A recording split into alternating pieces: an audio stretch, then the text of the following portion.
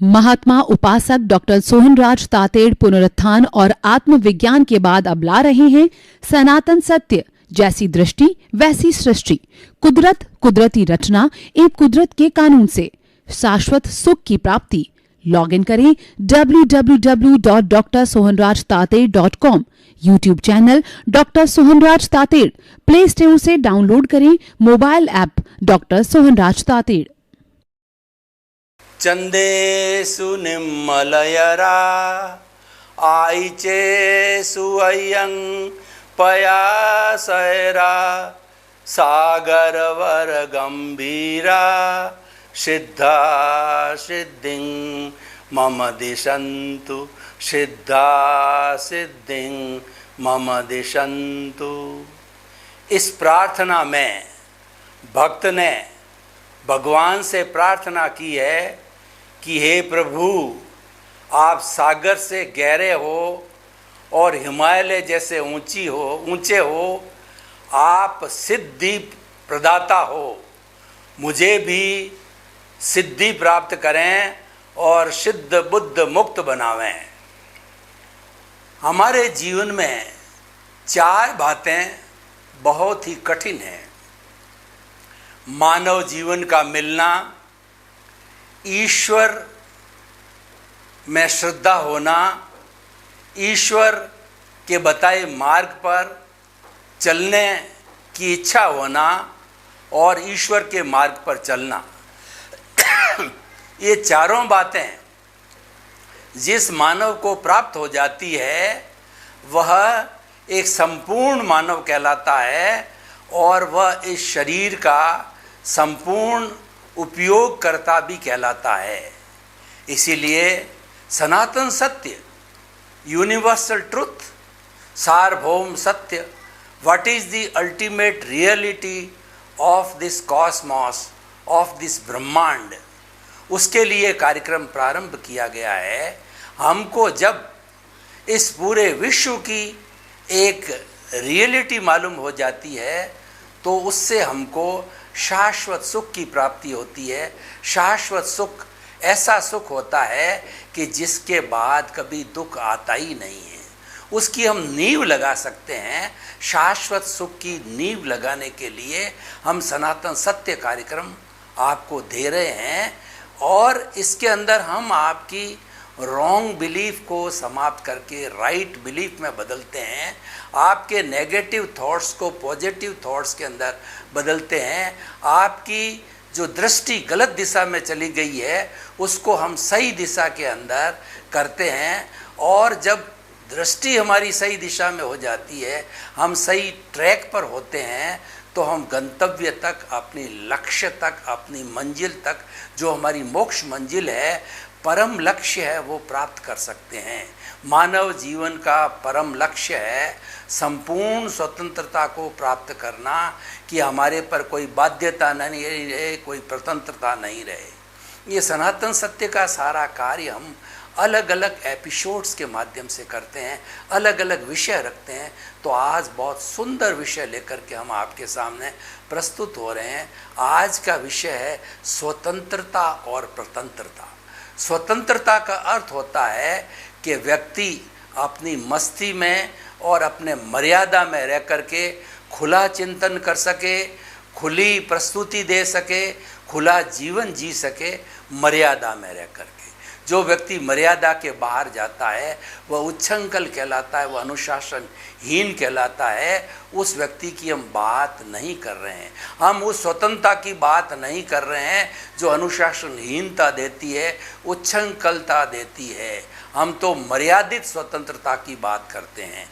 अगर एक पशु को बाड़े में डाल दिया जाए, एक पक्षी को पिंजरे में कैद कर दिया जाए, एक मनुष्य को जेल में कैद कर दिया जाए, तो वह स्वतंत्र फील करता है, वह जो है कैदी फील करता है और वह छटपटाता है कि भी किसी भी तरीके से मैं इस बंधन से मुक्त हो जाऊं। क्योंकि बंधन होता है वह दुख का कारण होता है, और स्वतंत्रता होती है वो सुख का कारण होती है, वह हैप्पीनेस का कारण होती है, वो ब्लिस का कारण होती है, वो आनंद का कारण होती है। इसीलिए हर व्यक्ति मर्यादित स्वतंत्रता को प्राप्त करना चाहता है, अपने पे कोई भी अमर्यादित बंदिश नहीं रखना चाहता है। अब प्रश्न ये है कि स्वतंत्रता हम कैसे प्राप्त करें। स्वतंत्रता दो तरह की होती है, एक तो बाह्य जगत की स्वतंत्रता और एक भीतरी जगत की स्वतंत्रता। बाह्य जगत की स्वतंत्रता में हम देखिए, जब से जन्म लेते हैं और मृत्यु को प्राप्त होते हैं तो हम अनेक लोगों से हमारा संपर्क होता है, माता पिता, भाई बहन और पति पत्नी और उसके ससुराल वाले, घर वाले और हमारे वर्किंग मेंबर्स वगैरह, सभी से हमारा संपर्क होता है। तो उनके साथ हमारा अच्छा बिहेवियर हो, उनके साथ हमारा किसी तरह का राग द्वेष न हो, हम उनको किसी तरह का कष्ट न पहुंचावें, तो सामने वाला भी स्वतंत्र है और हम भी स्वतंत्र है। मैं बार बार इस एपिसोड में कहना चाहूँगा, अमर्यादित स्वतंत्रता की मैं बात नहीं कर रहा हूँ। अमर्यादित स्वतंत्रता व्यक्ति को दुख में डालने वाली है, घोर बंधन के अंदर डालने वाली है, और वह समाज का नुकसान करने वाली है, विश्व का नुकसान करने वाली है। जो मर्यादित स्वतंत्रता है उससे हमारा वसुधैव कुटुंबकम का कॉन्सेप्ट बना कि हम सभी जितने भी 7.8 अरब की जनसंख्या वाला ये जो विश्व है, सभी आपस में एक ही वसुधा माँ की संतान है, एक ही वासुदेव पिता की संतान है। अतः हम भाई भाई है, हमारे बीच में भ्रातृत्व होना चाहिए, भाईचारा होना चाहिए। ये भ्रातृत्ववाद और भाईचारा ये वहीं से निकला है, और आज उदाहरण दिया जाता है कि भाई कैसे होने चाहिए, राम और लक्ष्मण की तरह होने चाहिए, जो कि दो शरीर थे लेकिन एक आत्मा थे। वो एक दूसरे का इतना आदर करते थे, उस कारण से उनके एक दूसरे के बीच में सम्मान रहता था। तो स्वतंत्रता हमें एक अच्छा जीवन जीने की पद्धति देती है। स्वतंत्रता is a good life style, way of living, art of living, science of living, and the living process। तो हमें स्वतंत्रता के लिए हर प्रयास करना चाहिए। बाह्य की स्वतंत्रता में हमें एक ही बात का ध्यान रखना चाहिए कि जो व्यवहार हमें पसंद नहीं है वो अन्य के साथ हम व्यवहार नहीं करें, और अन्य के साथ जो बुरा व्यवहार होता है इसका सबसे बड़ा कारण अहंकार है, सबसे बड़ा कारण कषाय है, क्रोध है, मान है, माया है, लोभ है, मोह है, मत्सर है, निंदा है, घृणा है। ये ऐसे नेगेटिव थॉट्स है, ये ऐसे कारण हैं कि हम एक दूसरे से घृणा करते हैं, एक दूसरे के कार्यों की निंदा करते हैं। एक दूसरा जब तरक्की कर रहा है तो हमारे में प्रमोद की भावना नहीं होती है। तो ये जो है हमें प्रतंत्रता के अंदर डालती है, ये हमें एक गलत दिशा के अंदर डालती है, और हम अपना जीवन तो दुखी बनाते ही है, साथ साथ में सामने वाले के जीवन में भी हम दुख पैदा कर देते हैं, कष्ट पैदा करते हैं। इसीलिए आज के विषय को मद्देनज़र हमेशा ध्यान रखें कि बाह्य जगत की स्वतंत्रता ऐसी है कि आप किसी के साथ में अनावश्यक रूप से दखल नहीं करें। आप शांतिपूर्ण से अस्तित्व के अंदर विश्वास करें, मैं भी जीऊँ, मेरा पड़ोसी भी जिए, मेरा परिवार भी जिए, मेरा देश के लोग भी जिए, और मेरे विश्व के लोग भी शांतिपूर्ण जीवन से अपना जीवन यापन करें। यानी किसी के प्रति हमारे मन में बुरी भावना नहीं होनी चाहिए। और देखिए कि ये बाहरी जीवन अच्छा कब बनता है। नॉर्मली क्या होता है कि हमारे साथ जो भी घटित होता है तो हम उस घटना का जो है वो दोष अन्य को देते हैं, माता पिता पे, भाई पे, वर्कर्स पे, जिसके निमित्त बनने से वह हमको दोष हुआ, हमको जो कष्ट पहुंचा, तो उस निमित्त को ही हम दोषी बनाते हैं। मैं आपको एक उदाहरण देना चाहता हूं। देखिए कि हर एपिसोड के अंदर मैं समय समय पर आपको उदाहरण देता रहूँगा। उदाहरण, मुहावरा और जो ये दोहे है, इनके माध्यम से स्थिति बहुत स्पष्ट हो जाती है। एक पोस्टमैन है, वह हमको पोस्ट ला करके देता, उसकी ड्यूटी है।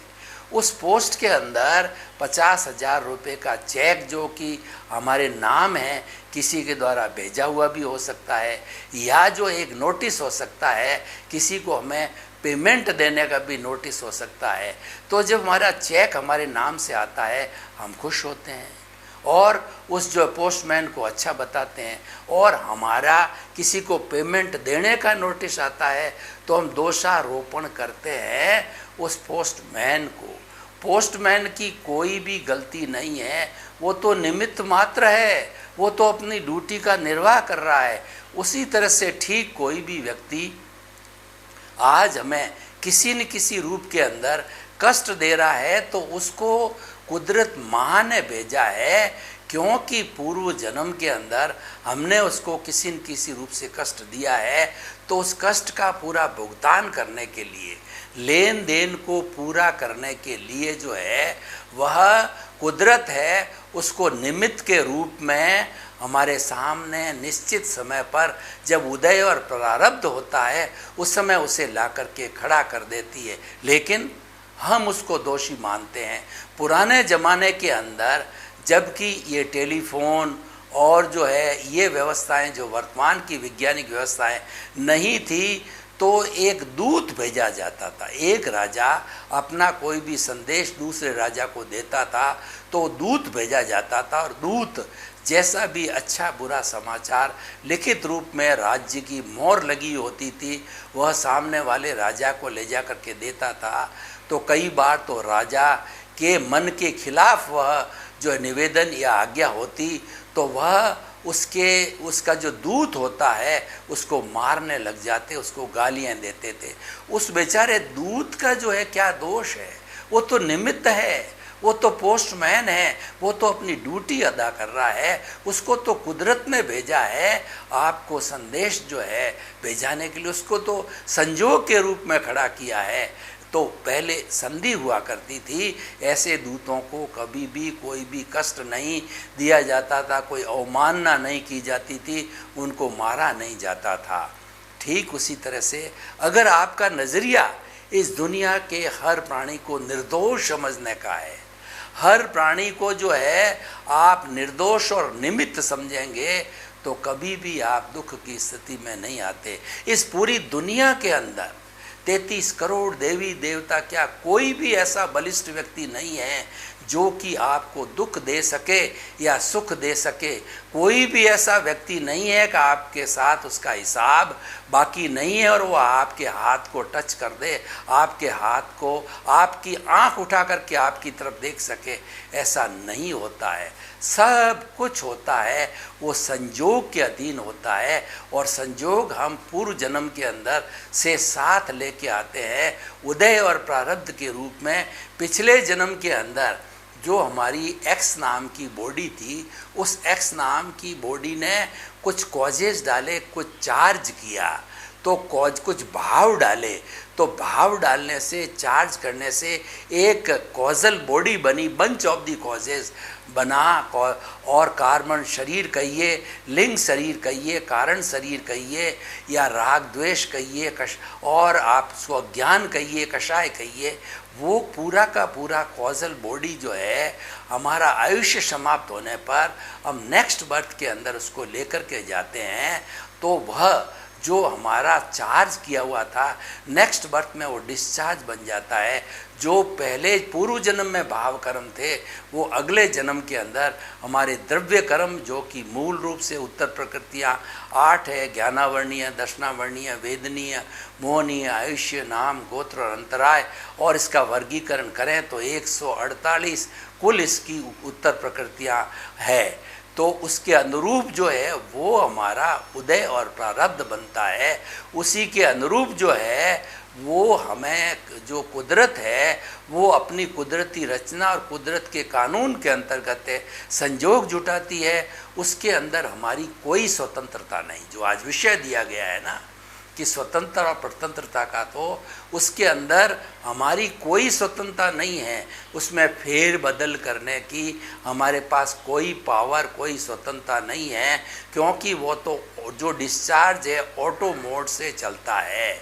वो तो एक टैप रिकॉर्डर है। आपने कभी भी फिल्म देखने गए होंगे तो 2.5 घंटे की फिल्म में आपने देखा था कि देखा होगा कि जिस तरह की फिल्म फिल्माई गई है कि जिसमें एक जो है वो एक हीरो होता है, एक हीरोइन होती है, एक विलियन होता है।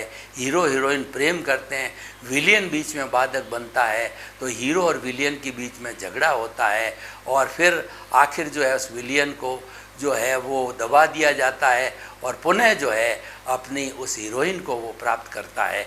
ये पूरी फिल्म जैसे जैसे फिल्माई गई है वो एज इट इज़ वापस थिएटर के अंदर दिखाई जाती है और वह जड़ रूप में होती है। 1% भी उस फिल्म के अंदर आप रद्दो बदल नहीं कर सकते, वो तो टैप रिकॉर्डर की तरह खुलती रहती है। तो ठीक उसी तरह से पूर्व जन्म में हमने जो मन वचन काया की बैटरियाँ जो है चार्ज की थी। आपने मोबाइल देखा होगा कि मोबाइल की बैटरी के अंदर जब वो चार्ज ख़त्म हो जाता है या कम हो जाता है तो वो डिस्चार्ज होती है, तो हम उसको चार्जिंग में लगाते हैं तो धीरे धीरे वो चार्ज बढ़ के 100% चार्ज हो जाती है। ठीक उसी तरह से पूर्व जन्म में जो जो बैटरी हमने चार्ज की थी, इस जन्म में वो डिस्चार्ज रूप में, डिस्चार्ज प्रतिष्ठित आत्मा के रूप के अंदर जो है वह अपना कार्य करती है और वो सारा कार्य में सहयोगी बनती है कुदरत। क्योंकि जो कुछ भी हम जन्म से मृत्यु तक की कार्रवाई करते हैं, जीवन यापन करते हैं, वो कुदरत के अधीन होता है, कुदरत के कानून के अधीन होता है, कुदरती रचना के अधीन होता है। तो हमें कुदरत को समर्पण करना चाहिए। कुदरत को समर्पण सच्चा समर्पण है। कुदरती ईश्वर है, कुदरती कर्म है, कुदरती भगवान है, उसको हम समर्पित होकर के चलेंगे तो कुदरत जो हमें न्याय के अधीन संजोग जो जुटा करके देती है, तो वो संजोग के अंदर सुख और दुख की जैसी स्थिति पैदा होती है तो हमको उसके अंदर ज़्यादा कष्ट की अनुभूति नहीं होगी, क्योंकि हम उसको निमित्त मानेंगे, निर्दोष मानेंगे। और देखिए, स्वतंत्रता में एक बहुत बड़ा घटक होता है अपने आप को अकर्ता समझना। नॉर्मली क्या होता है कि कुदरत तो कहती है कि मैं स्वयं करता हूँ, जो व्यवस्थित शक्ति वो करता है, सब साइंटिफिक सर्कमस्टेंशियल एविडेंस से ही वो करता है। और वह जो है द्रव्य क्षेत्र काल भाव काल स्वभाव कर्म पुरुषार्थ नियति के अधीन जो है संजोग जुटाती है और उसकी जो रचना होती है उसमें 6 मुख्य समवाय होते हैं, 6 मुख्य घटक कंपोनेंट्स होते हैं, जड़, चेतन, मोशन, रेस्ट, टाइम और स्पेस। ये उसकी रचना है और उसका कानून है कि as you will sow will you reap. जैसी करनी वैसी भरनी, जैसा बोओगे वैसा पाओगे। जो आप जैसा जैसा कर्मों का बंधन किया है उसी के अनुरूप आपको सुख दुख की अनुभूति होगी। This is the law of the nature. इसके तहत हमारा सारा जो है ये बाह्य जगत चलता है और उसमें स्वतंत्रता नहीं होती है। तो हमें क्या करना चाहिए? हमें जो है जो कुछ भी हमारे जीवन में घटित हो रहा है वो पूर्व निर्धारित है, उस पर प्रतिक्रिया मत करो, उसको मात्र ज्ञाता दृष्टा रह करके देखो।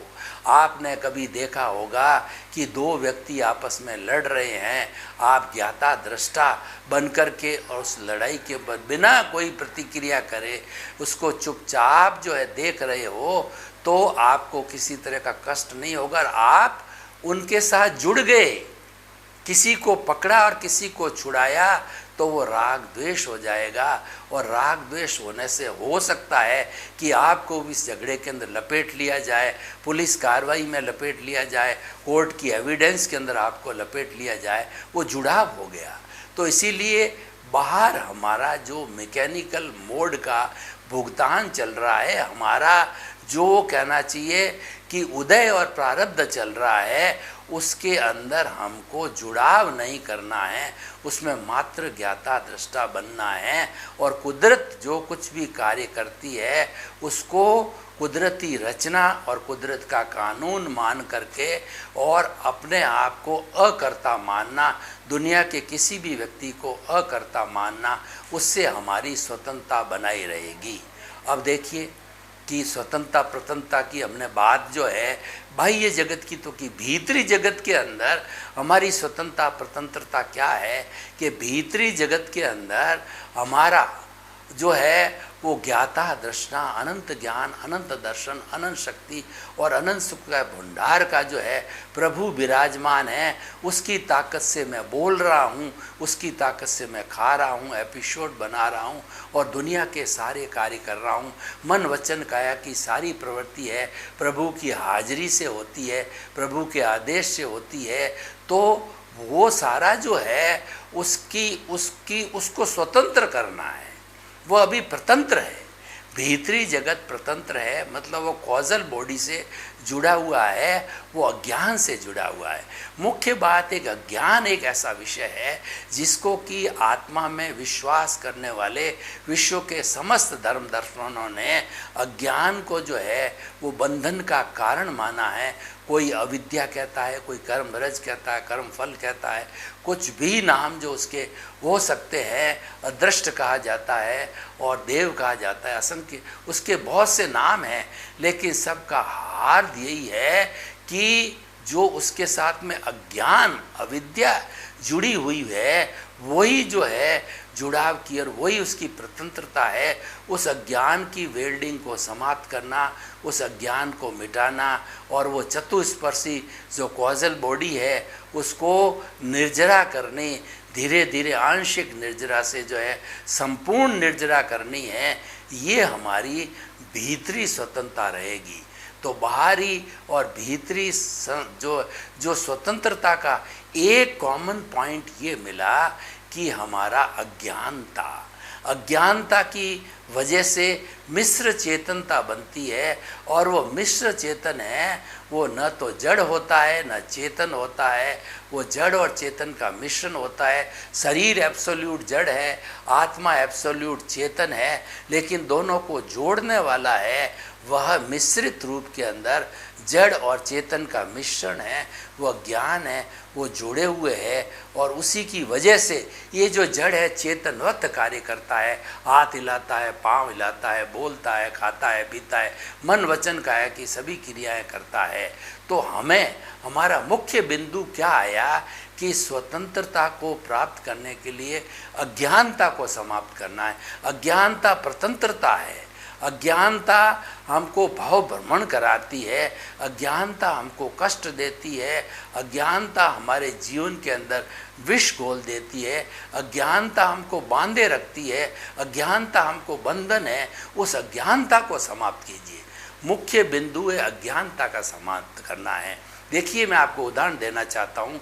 जब कभी भी हम बीमार पड़ते हैं तो डॉक्टर के पास में जाते हैं तो डॉक्टर जो है वो हमारे पहले फैमिली हिस्ट्री पूछता है, फिर हमारा आचार विचार आहार और उसकी हमारी सोच के बारे में सारा पता करता है, क्योंकि वह हमारी बीमारी का कारण जानना चाहता है।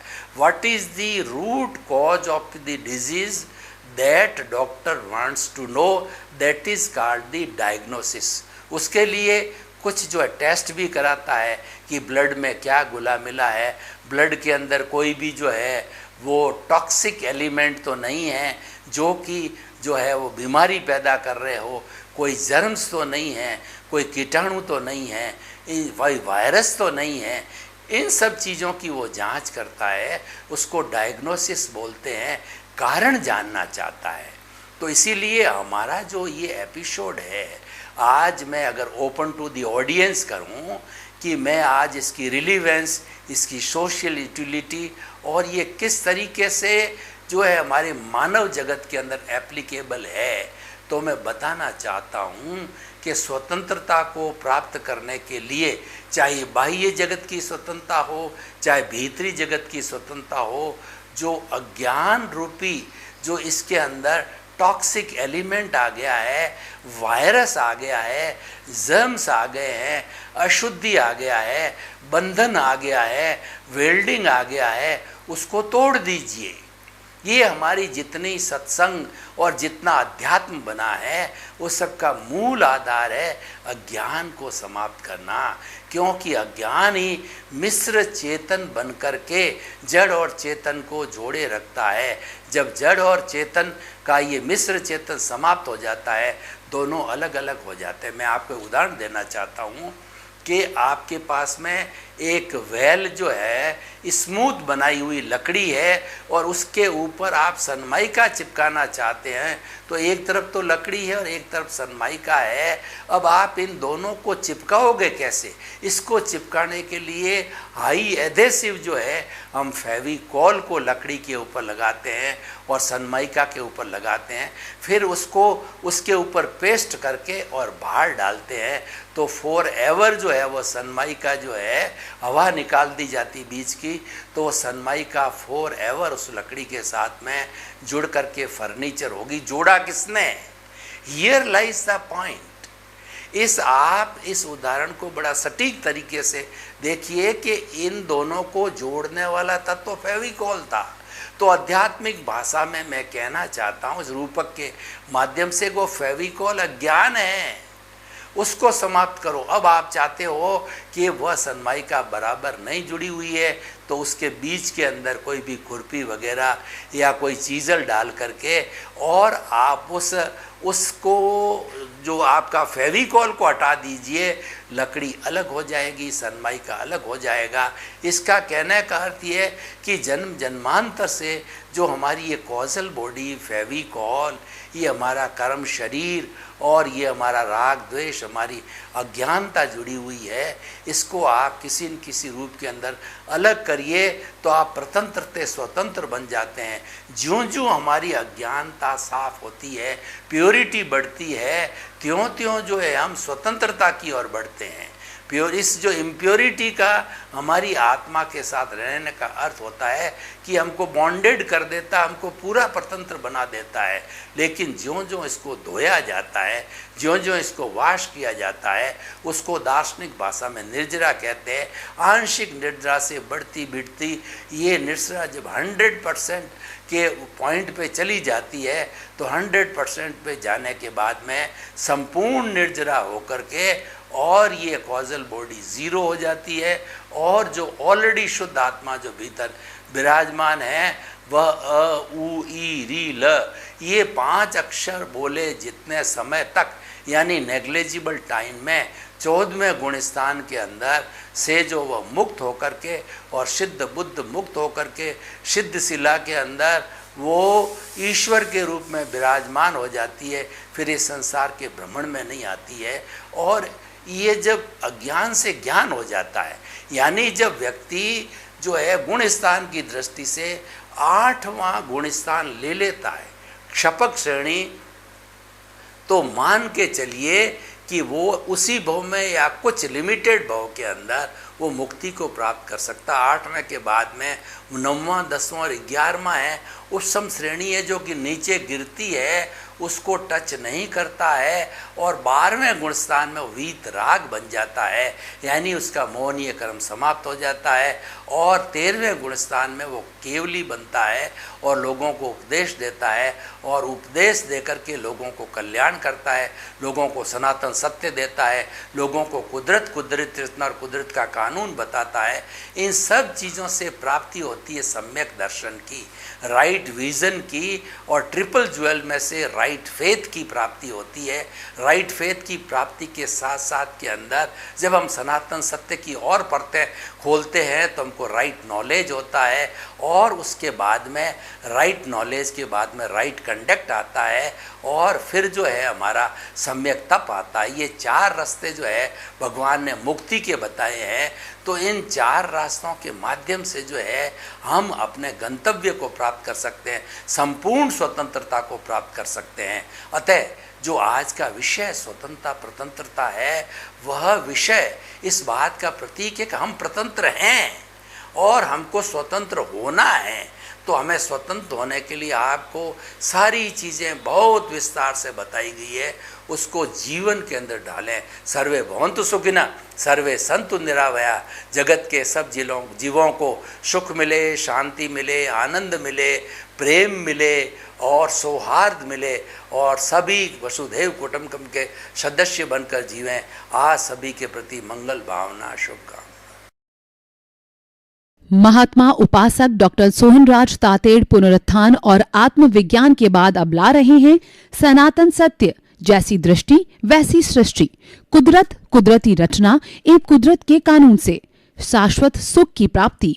लॉगिन करें www.drsohanrajtated.com। YouTube channel doctor Sohanraj Tated. Play store से डाउनलोड करें mobile app doctor Sohanraj Tated.